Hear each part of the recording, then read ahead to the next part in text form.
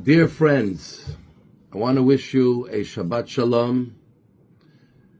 And this Friday is also Pesach Sheni, the second Passover, the only holiday that has a second part to the holiday, a second chance, when the Jews in the times of the temple who missed out on the sacrifice and it wasn't their fault, they were allowed to bring the sacrifice again. Many messages and things we learn from the idea of Hashem giving us a second chance, because in life we always have a second chance. It's never too late. It's never we missed the boat. And that's something we always have to remember. And this week's Torah portion is Emor. And Emor has several things in it. But the first highlight talks about the Kohen and many specific laws related to the Kohen. Because they're a priest and they were set aside to serve on behalf of the Jewish people to God in the Beis Hamikdash, in the Holy Temple. Therefore, they had many laws related to their purity and their high level of living and who they can marry. And then the Torah tells us about laws related to animals that were bringing sacrifices, and even the Kohanim who are serving, that they cannot have any blemishes, they have to be perfect in many ways. And then the Torah tells us about all the holidays.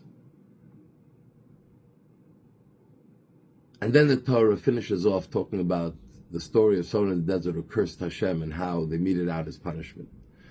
And when you have things that are together, there must be a thread, a common thread that weaves through them all, that a message that each one of them adds to that message. And I think here it's quite clear what the message is. The Kohanim were the choicest group of the Jewish people. They were the most spiritual. They were the ones who inspired us spiritually. They're the ones who offered all of our offerings in the temple to God. They're the ones who brought God's blessings to us through their service. The epitome of a Jew spiritually is a Kohen. We look up to the Kohen, we call him up to the Torah first. The highest level.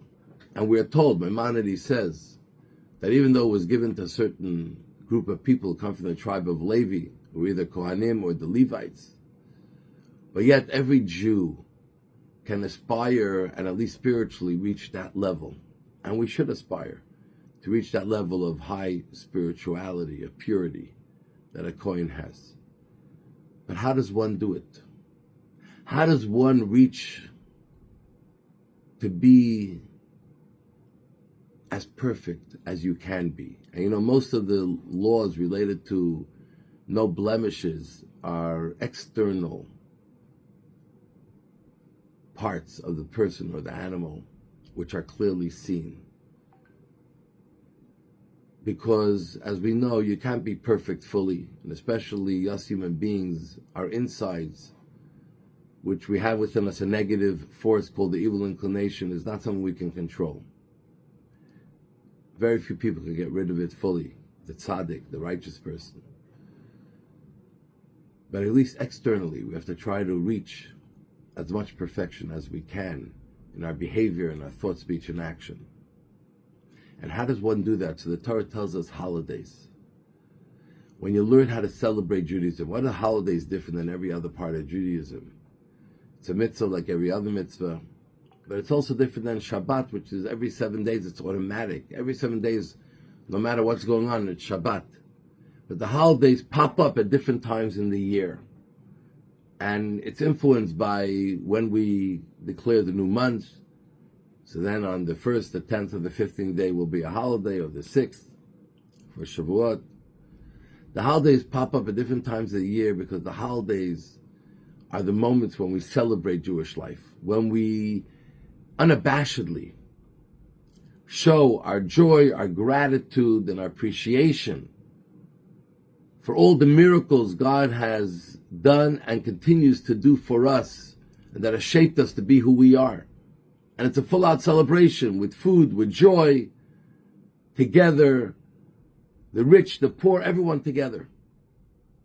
And this is what the Torah tells us. When you learn to celebrate your Judaism proudly, with great pride, a full offering of celebration and joy, then you're able to attain very high levels of spirituality. Your Judaism goes on fire, and you're able to grow exponentially till externally you can almost become perfect.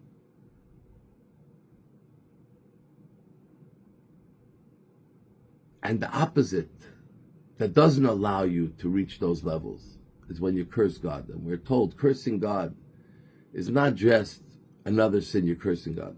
Cursing God means that you don't appreciate anything about what God did and does for you. You're turning your back on God. It's not like you're going after your desire, your temptation. You're just turning your back on God. Total rejection of God having any part in your life, of who you are and what you are and where you are today. And that's what we have to strive. Celebrate our Judaism.